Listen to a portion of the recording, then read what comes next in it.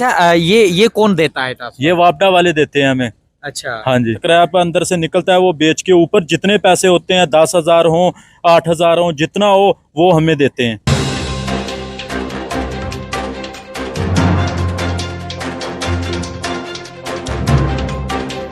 अस्सलाम वालेकुम दोस्तों, आऊं तांजो मुश्ताक अंसारी। अज जो व्लॉग तव्हांखे ॾेखारियां तो ही दोस्त अवें सब सुञाणंदा हूंदा। ही दोस्त अॼु ट्राली में पयल है ऐं इहो दोस्त हर दोस्त जी मजबूरी है, हर माण्हू जी मजबूरी है। हिन खां सवा ज़िंदगी गुज़र कोन थी थिए ऐं हिन दोस्त अॼु ट्राली में खॼ आयो आहे। हाणे ही ख़राब थींदे केतिरो टाइम थियो आहे।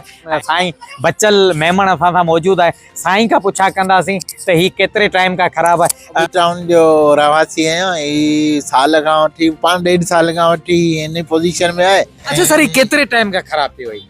ही तक़रीबन 1.5 साल आहे। केॾी महिल ठाहियो था वञनि, केॾी महिल ख़राबु आहे।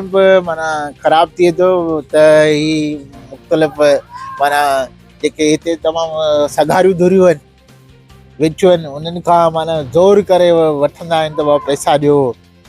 तक़रीबन हर दफ़े माना महीने 1.5 महीने ते ख़राबु थींदो आहे। साल पोइ चवंदा आहिनि त 20,000-25,000 ॾियो। हीअं ठाहींदो ई कोन्हे, ही प्राइवेट माण्हू ठाहींदा आहिनि। साईं वरी महिरबानी। साईं बचल सां ॻाल्हि ॿोल थई त हिन दोस्त खे तक़रीबन साईं जे बक़ौल चवे थो त घटि मां घटि साल थी वियो आहे त ही ट्रांसफार्मर ख़राबु आहे, ठाहियो वञनि वरी ख़राबु थियो वञे ऐं हर वारे ते असांखां 25 खां 30,000 रुपया वठियो वञनि वापडा वारा। त बाबा ही प्राइवेट माण्हू ठाहिनि था। काफ़ी जॻहियुनि तां मूंखे शिकायतूं मिलनि, 3 महीननि खां ट्रांसफार्मर ख़राबु पिया आहिनि पर केर बि रिपेयर करे ॾियण वारो कोन्हे। अॼु कोशिशि कंदासीं तव्हांखे वठी हलंदासीं जिते ट्रांसफार्मर ठाहिनि था, उहा जॻह ॾेखारियूं था, उन्हनि खां पुछा कंदासीं त उहे केतिरा था वठनि, त पोइ हलूं था उन जॻह ते। त दोस्तो ॾस कंदे पुछा कंदे कंदे कंदे आउं उन जॻह ते पुॼी वियो आहियां ऐं मूंखे लॻे थो ही जॻह आहे जेका ही ठहे थो। ॿुधायां त इहो उहा जॻह आहे जिथे ट्रांसफार्मर बदिन जा रिपेयर थियनि था। ही जॻह मुंहिंजे पोयां ही ॾिसी सघो था, सभु ट्रांसफार्मर आहिनि पयल। कारीगर आहे हिन ट्रांसफार्मर जो, उन जगह ते पुॼी वियो आहियां। उनखां पुछा कंदासीं त ही अस्सलाम वालेकुम सर, क्या हाल है? सलाम, ठीक, शुक्र अल्लाह का, आप सुनाओ? अल्लाह का शुक्र। अच्छा सर, ये आप ट्रांसफार्मर बनाते हैं? हाँ जी। अच्छा, ये कितने का खर्चा आता है, क्या होता है इसमें, क्या क्या फॉल्ट आते हैं? सर ये बारिशों में ज़्यादा जलते हैं, ठीक है। इसके अंदर नमी चली जाती है, बारिश का पानी चला जाता है, उसकी वजह से ये जलते हैं। या ज़्यादा लोड होता है ना, अल्टी मिलती है आगे, उसकी वजह से ये जलते हैं। अच्छा। हाँ। अच्छा, फिर इसमें एक कोयल जल जाए या 2 कोयल जल जाए, 1 कोयल जल जाए तो कितना खर्चा आ जाता है? इसमें 1 कोयल का बड़ा ट्रांसफार्मर है, उसमें 20-30 हज़ार आता है। जो छोटा ट्रांसफार्मर है उसका 10,000 आता है। 10,000 हाँ जी। आते हैं। फिर आपकी मजदूरी कितनी बनती है? हमारी 2-3 हज़ार 4 हज़ार आ जाती है मजदूरी। अच्छा, 2-3-4 हज़ार। फिर वापडा वाले तो ज्यादा पैसे लेते हैं इलाके वालों से। अच्छा, ये कौन देता है ट्रांसफार्मर? ये वापडा वाले देते हैं हमें। अच्छा, हाँ जी। वापडा वाले देते हैं। फिर वो आपको क्या चार्जेस देते हैं? वो हमें जो खर्चा होता है ना, अंदर से क्वेलें निकलती हैं, उसका वजन करके दूसरे का जितना होता है खर्चा उसमें आधा बनता है, ठीक है।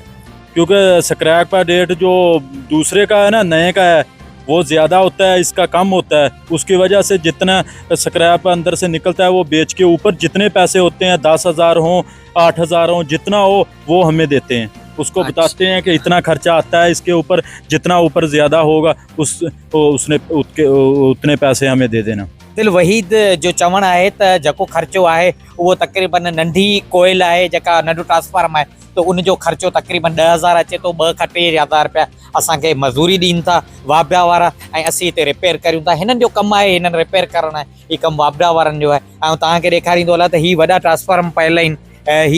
ही 200 जो ट्रांसफार्मर आहे। मुख़्तलिफ़ ट्रांसफार्मर हिते तव्हांखे पयल ठहिणु मिलंदा। ट्रांसफार्मर माना ज़्यादातर हिते रिपेयर लाइ अचनि था। ही दोस्त पंजाब जा कारीगर आहिनि। ऐं तव्हांखे ॾेखारींदो हलां त हीउ जेको हिन में ही सॼियूं माना सम्झो त हाणे हिन में कोयलूं लॻंदियूं, बकाया ही ट्रांसफार्मर हिनी पोज़ीशन में हूंदो आहे। तव्हांखे ही ॾेखारींदो हलां हिनी। ऐं ट्रांसफार्मर सभु तो अजीब तरीक़े जा आहिनि। माना हर ट्रांसफार्मर में पंहिंजो फॉल्ट ईंदो आहे। त मूं तव्हांखे कोशिशि कई त मुंहिंजो उहो एरियो तव्हांखे ॾेखारियां, उहे ट्रांसफार्मर तव्हांखे ॾेखारियां। त ही ऐं तव्हांखे ॾेखारियां त हिते बदीन शहर में ही बाईपास रोड ते ट्रांसफार्मर रिपेयर थियनि था, जेके मुख़्तलिफ़ जॻहियुनि तां पाड़नि मां लहनि था, शहरनि मां लहनि था, उहे वरी अची हिते रिपेयर थियनि था। इहो ॾेखारियमि वधीक राय तव्हां ॾींदो पंहिंजे मुश्ताक अंसारी खे ॾिजो इजाज़त वरी कंहिं नए इशू सां गॾु।